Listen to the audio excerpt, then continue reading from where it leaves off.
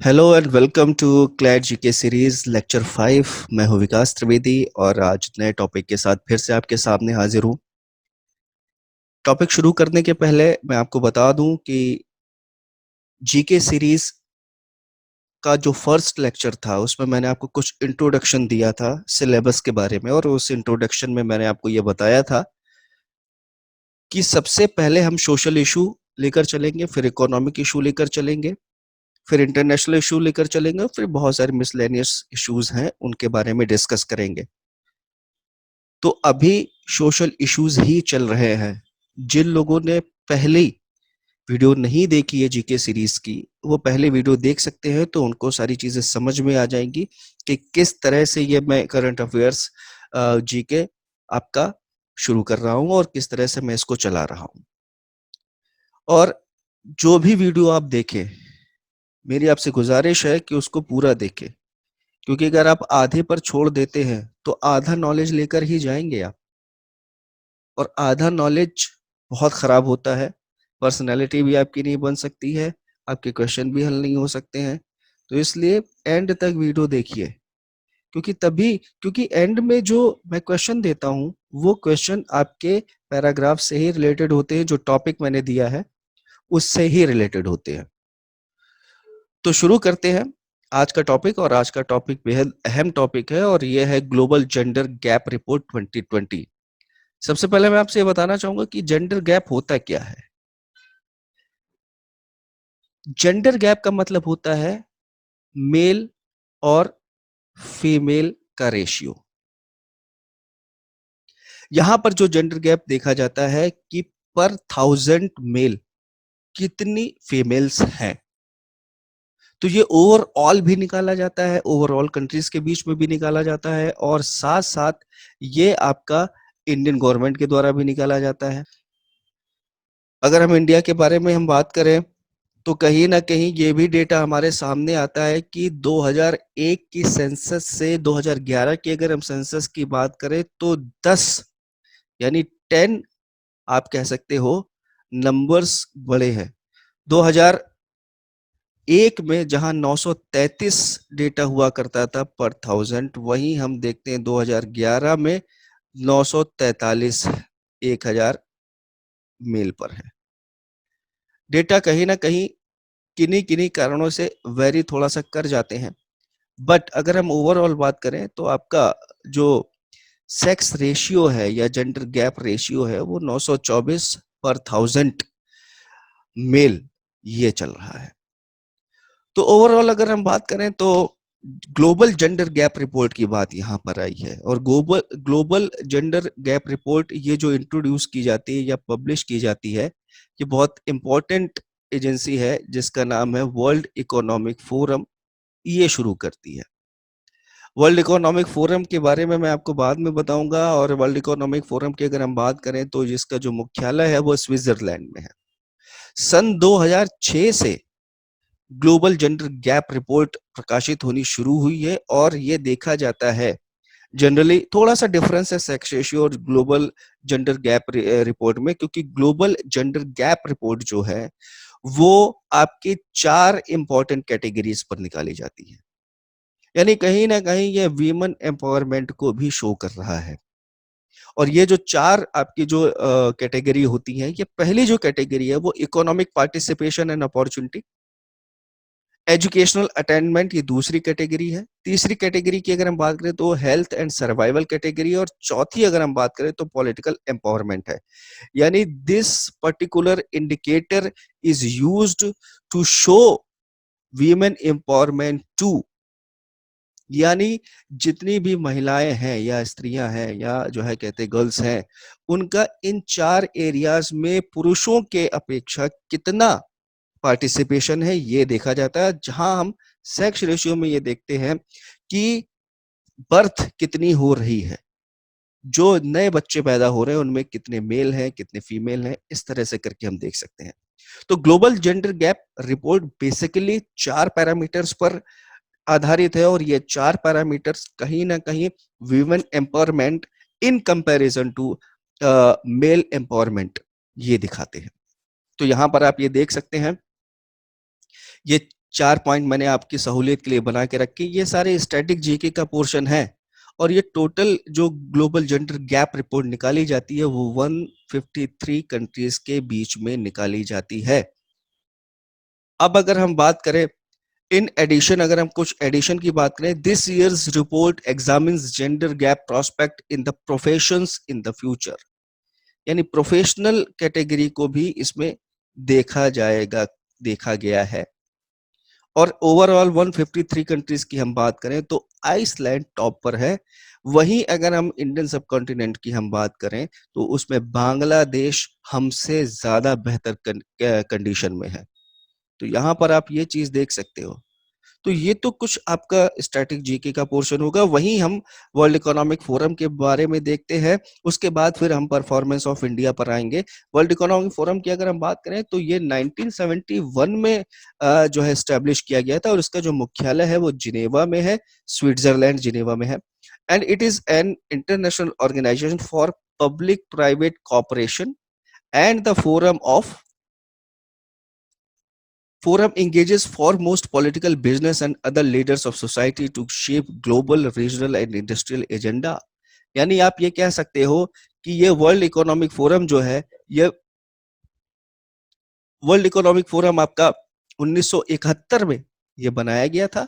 और 1971 की हम बात करें तो ये पब्लिक प्राइवेटशिप के पार्टनरशिप के कॉपरेशन से बनाया गया था। तो इस तरह से हम ये देखते हैं, ये तब से ये जो वीमेन का एम्पावरमेंट है, वीमेन का जो पार्टिसिपेशन है मेल के एवज में, उसके लिए ये सारी रिपोर्ट निकालता है।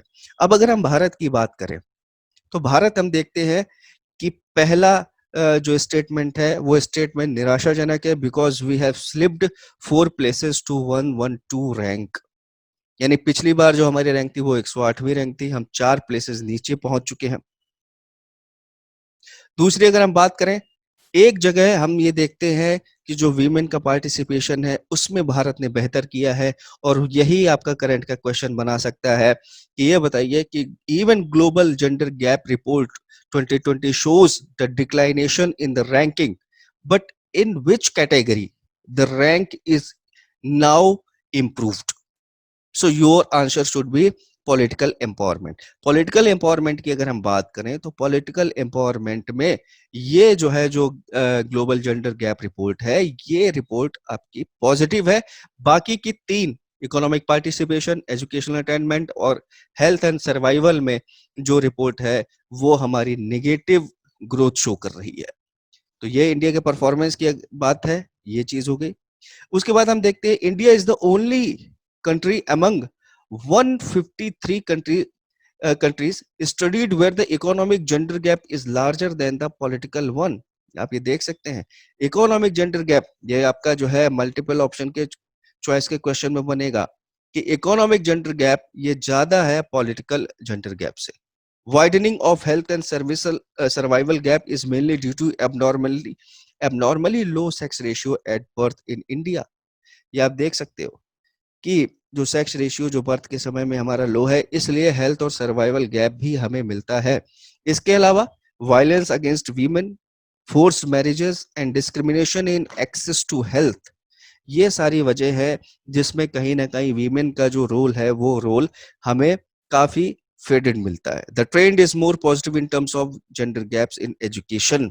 एजुकेशन की अगर हम बात करें तो एजुकेशन में हमारा जो वीमेन का पार्टिसिपेशन है, गर्ल्स का पार्टिसिपेशन है, इट इज फैसिनेटिंग। क्योंकि आप अभी आप देखिए, जो लास्ट हमारे वीडियो रहे उसमें जो मैंने आपको रिपोर्ट एक बताई थी जिसपे यूनिवर्सिटीज की रिपोर्ट आई थी, रैंकिंग की रिपोर्ट आई थी, ठीक है, उसमें मैंने आपको ये बताया था कि वीमेन का जो एनरोलमेंट है हायर एजुकेशन में, तो हायर एजुकेशन में जो एनरोलमेंट है वो मेल से बेटर है। तो ये जितनी भी चीजें हैं ये आपके इस टॉपिक को कवर कर रही है ग्लोबल जेंडर गैप रिपोर्ट।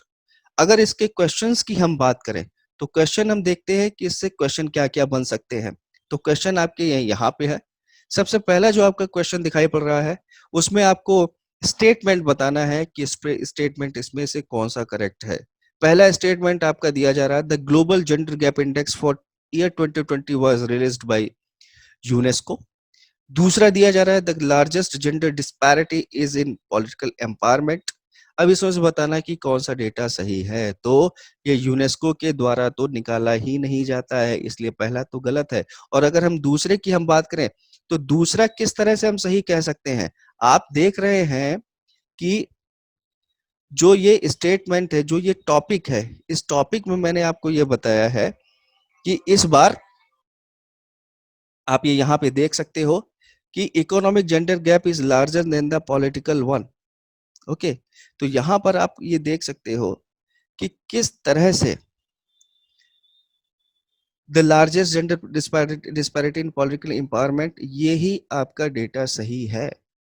दूसरा क्वेश्चन आपका आता है world Economic forum was founded by, तो ये आपका चार ऑप्शन दिए गए जिसमें से प्रोफेसर क्लॉस श्वाब, ये प्रोफेसर साहब है, इन्होंने ही सबसे पहली बार वर्ल्ड इकोनॉमिक फोरम को फाउंड किया था।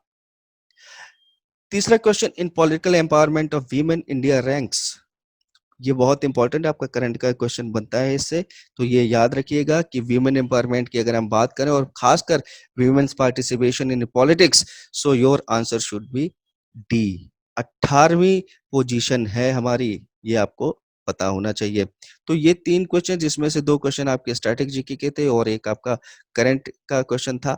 आगे बढ़ते हैं क्वेश्चन की कैटेगरी में। तो आगे आप जो क्वेश्चन देख रहे हो इसमें से आपको करेक्ट बताना है व्हाट इज या are correct about global gender gap index 2020। पहला, India was ranked relatively higher at 98th place in 2006 report।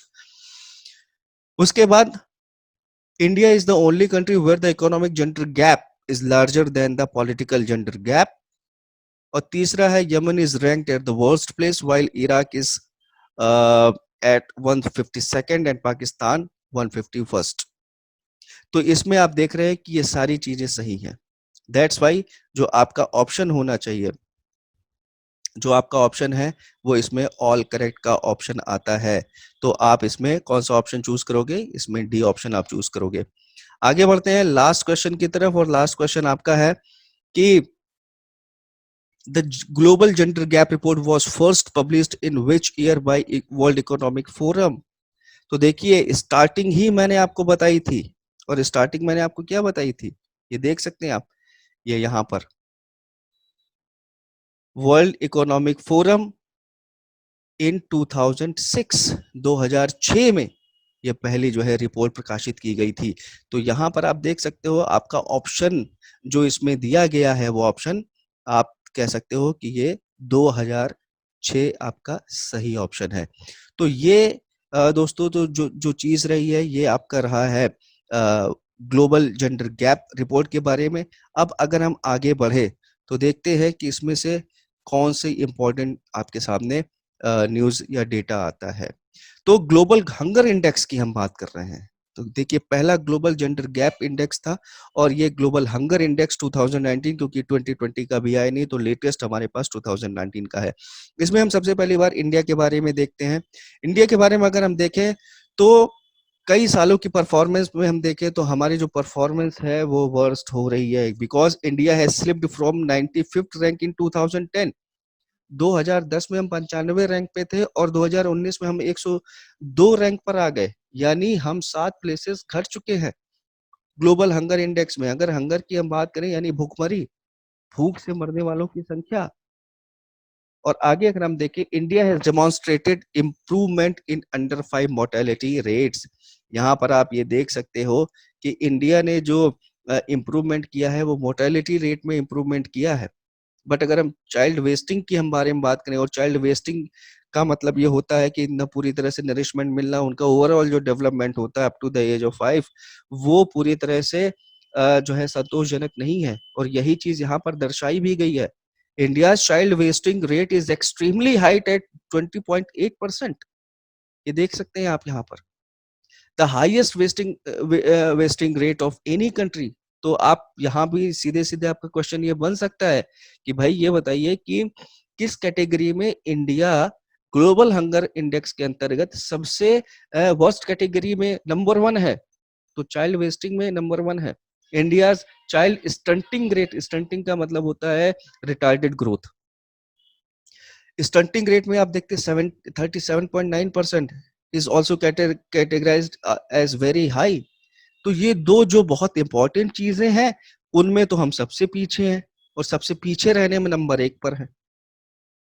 तो कैसे ये ग्लोबल हंगर इंडेक्स सुधर सकता है? Anyway, in India just 9.6% of all children between 6 to 23 months of age are fed a minimum acceptable diet। देख रहे हैं आप यहाँ पर, ये देख रहे हैं कि जो है 6 माह से लेके 23 माह तक के बच्चे को जो है, जो मिनिमम उसकी रिक्वायरमेंट भोजन की होती है, वो तक पूरी नहीं हो पा रही है।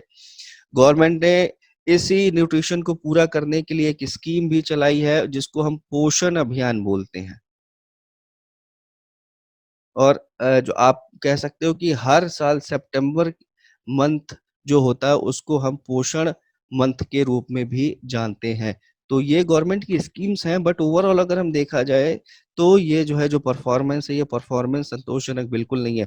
The report also highlights the despite of clean India campaign, open defecation is still practiced. This situation jeopardises the population's health and consequently children's growth and development, as their ability to absorb nutrients is compromised। देखिए, open defecation की अगर हम बात करें, तो ये India में really अभी तक हो रहा है। सारे स्टेट अभी ODF यानी ओपन डिफिकेशन फ्री नहीं हो पाए हैं। फिर भी परफॉर्मेंस हमारा अच्छा है, लेकिन कहीं ना कहीं ये ओपन डिफिकेशन से हेल्थ की प्रॉब्लम होती है। तो this were some data regarding the current aspect of the global hunger index. Now we will focus on the static part of the global hunger index. So first, the first question arise that what is global hunger index? तो ये मैंने आपको बता दिया, भुखमरी का जो है इंडेक्स होता है, ये चीज होती है। तो देखते हैं कि ये चीज क्या है। इसमें सबसे इंपॉर्टेंट क्वेश्चन आपका ये बनता है कि ये जो हंगर इंडेक्स है, ये किसके द्वारा प्रकाशित किया जाता है। तो यहाँ पर आप देख सकते हो, ये मैंने लिख रखा है, the GHI has been released by World Hunger Life lately in partnership with Concern worldwide since 2000। यानी 2000, सन 2000 से वर्ल्ड हंगर लाइफ और कंसर्न वर्ल्ड वाइड के साथ इसका पार्टनरशिप है, और तब से ये जो है ग्लोबल हंगर इंडेक्स आपका प्रोड्यूस कर रहा है। तो GHI ranks countries on A 100 point scale, यानी जैसे SDI की हम बात करें तो 0 से 10 तक के पॉइंट होते हैं, इसी तरह से हंगर इंडेक्स की हम बात करें तो 100 स्केल पॉइंट में इसका ऑब्जर्वेशन किया जाता है। और इसमें यह बताया जाता है कि जो 0 है वो बेस्ट है, यानी वहां कोई भी हंगर नहीं है।